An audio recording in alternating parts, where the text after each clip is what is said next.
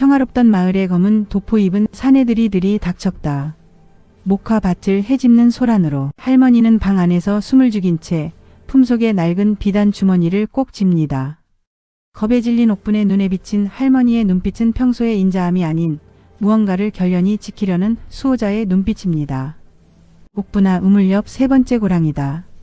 이 한마디와 함께 할머니가 수십 년간 지켜온 비밀이 무엇이 있는 걸까요? 안녕하세요. 설화 야담을 찾아주셔서 감사합니다. 구독과 좋아요 사랑입니다. 그럼 이야기를 시작하겠습니다. 시대는 조선 제10대 왕 연산군, 제11대 왕 중종시기 때로 흘러갑니다. 어느 할머니가 집으로 가면서 허리를 두드리면서 가고 있었다. 에구 허리야. 아이고 허리야. 얘야. 옥분아. 저기 장독대 뒤에 달뜬 것 좀 보거라. 참으로 탐스럽기도 하지. 머리가 희끗희끗한 김씨 할머니가 툇마루에 앉아 깊은 한숨 섞인 미소를 짓습니다. 뜰 앞에는 이제 막 피어나기 시작한 하얀 목화꽃이 달빛을 받아 은은하게 빛나고 있었지요. 할머니의 주름진 손은 가늘게 떨리고 있었습니다. 마치 오래전 기억이 그 손끝으로 흘러들어오는 듯 했습니다. 할머니, 또 그 옛날 이야기 하시려고요? 그 목화꽃 속에 숨겨뒀다던 비단 주머니 이야기요. 19살 옥분이가 웃으며 할머니의 어깨를 주무릅니다. 할머니는 그저 허웃으며 먼 산을 바라봅니다. 그 산 너머에는 40년 전 차마 다하지 못한 약속이 묻혀 있었거든요. 옥분아. 이 할미가 내 나이 때 말이다. 한양대궐에 침모로 들어갔었단다. 할머니의 목소리가 갑자기 낮아집니다. 옥분이는 처음 듣는 이야기에 귀를 쫑긋 세웁니다.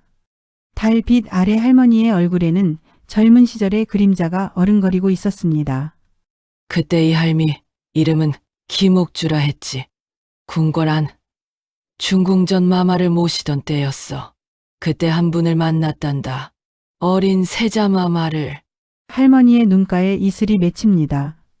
40년 전 그 보름달 밤 어린 세자는 궁궐 뒤뜰에서 혼자 울고 있었습니다. 15살 옥주는 감히 왕자를 위로할 수 없어 그저 멀리서 지켜보기만 했지요. 세자 마마께서는 어찌나 외로워 보이시던지 그날 밤 이 할미가 용기를 내어 몰래 목화씨로 만든 작은 인형을 드렸단다. 외롭지 마소서라고 술을 놓아서 말이야. 그로부터 며칠 후 마을에 낯선 기운이 감돌기 시작했습니다. 검은 도포를 입은 사내들이 하나둘 나타나더니 집집마다 뒤지기 시작한 것입니다. 김씨 댁이 어디요? 옥분이가 장에서 돌아오는 길 마을 어귀에서 서슬 퍼런 사내들과 마주쳤습니다. 가슴이 철렁 내려앉았습니다. 본능적으로 무언가 위험한 일이 벌어지고 있다는 걸 느꼈습니다. 모르겠습니다. 옥분이는 거짓말을 했습니다. 할머니를 지켜야 한다는 생각뿐이었습니다. 사내들이 지나간 후 옥분이는 숨이 차도록 달려 집으로 돌아왔습니다. 할머니, 큰일 났어요. 검은 옷 입은 사람들이 할머니를 찾고 있어요. 할머니는 이미 알고 계신 듯 창호지 너머로 바깥을 지켜보고 계셨습니다. 평소와 달리 얼굴이 창백했습니다. 옥분아. 이제 내가 알아야 할 때가 온 것 같구나. 할머니는 떨리는 손으로 옥분이의 손을 꼭 잡았습니다. 저 목화밭 우물 옆 세 번째 고랑을 파보거라. 내 할아버지가 돌아가시기 전에 묻어두신 상자가 있단다. 달빛만이 유일한 등 뿌린 깊은 밤 옥분이는 호미를 들고 목화밭으로 향했습니다. 손이 떨렸습니다. 무엇이 나올지 두려웠지만 할머니를 위해서라면 무엇이든 해야 했습니다.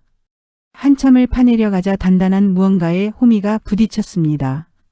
오동나무로 만든 작은 상자였습니다. 상자를 열자 옥분이는 그만 입을 다물지 못했습니다. 빛바랜 비단지도 그리고 왕실의 문장이 선명하게 새겨진 금빛 놀이개에 그뿐만이 아니었습니다. 조그만 목화 인형과 함께 편지 한 통이 들어 있었습니다. 옥주에게 그대가 준 목화 인형이 내 마음의 유일한 등불이었어. 하지만 나는 이제 왕이 되어야 하오. 그대를 다시는 볼 수 없게 되었어. 이 지도는 선왕께서 백성들을 위해 비축해둔 곡식 창고의 위치요. 간신들이 노리고 있으니 그대가 꼭 지켜주시오. 언젠가 이 나라가 바로 서는 날 우리 다시 만날 수 있기를. 편지는 거기서 끝나 있었습니다. 옥분이의 눈에서 뜨거운 눈물이 흘러내렸습니다. 할머니의 젊은 시절 감히 이루어질 수 없었던 사랑. 그리고 그 사랑보다 더 컸던 나라를 향한 의리. 다음 날 아침 할머니는 깊은 열병에 시달리고 계셨습니다. 어젯밤 사내들이 다녀간 후 악몽에 시달리셨던 모양입니다. 물을 좀. 옥분이가 우물가로 급히 달려가는데 누군가 먼저 두레박을 내리고 있었습니다. 20 남짓 보이는 양반댁 도련님이었습니다. 아가씨 급하신 모양이군요. 먼저 쓰시지요. 그 청년은 정중하게 물을 떠주었습니다. 옥분이는 황급히 인사를 하고 물을 받아들었습니다. 그런데 그 청년의 눈빛이 예사롭지 않았습니다. 마치 무언가를 꿰뚫어보는 듯한. 혹시 이 마을에 김씨 할머니라는 분이 계신지요? 옥분이는 움찔했습니다. 이 사람도 그들과 같은 편일까? 왜 그러시는지요? 걱정 마십시오. 저는 해치려는 것이 아닙니다. 오히려 보호하려고 왔습니다. 청년은 조심스럽게 품속에서 패를 꺼내 보였습니다. 암행어사의 마패였습니다. 저는 이규입니다. 선왕의 명을 받들어 움직이고 있습니다. 그분께서 돌아가시기 전 마지막 유언이 있으셨습니다. 목하고 핀 집의 옥주를 꼭 지켜달라고. 옥분이는 그제야 모든 퍼즐이 맞춰지는 것을 느꼈습니다. 편지를 쓴 세자는 결국 왕이 되었고 세상을 떠나는 순간까지 할머니를 잊지 않았던 것입니다. 이규의 도움으로 할머니는 안전한 곳으로 옮겨질 수 있었습니다. 열이 조금 내린 할머니는 옥분이와 이규를 마주 앉히고 이야기를 시작했습니다. 그분은 참 외로운 분이셨어.